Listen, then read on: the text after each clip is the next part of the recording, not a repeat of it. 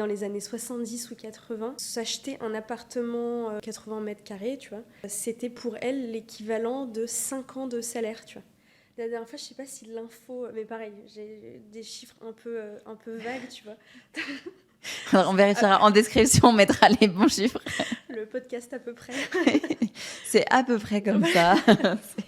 Mais c'était d'ailleurs à Pantin, donc pas très loin en région parisienne. Et c'était, je crois, une serveuse qui disait qu'à l'époque, on est dans les années 70 ou 80, s'acheter un appartement de 80 mètres carrés, tu vois, c'était pour elle l'équivalent de 5 ans de salaire, tu vois.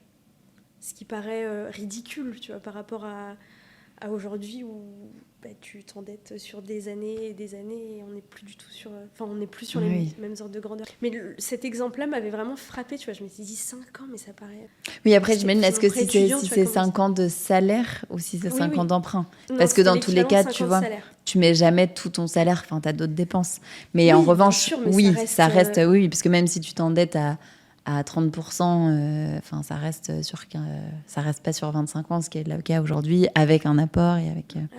Donc oui, c'est sûr que je pense notamment, en tout cas sur ce poste-là, oui, que c'est des choses qui ont vraiment évolué, pas à notre avantage.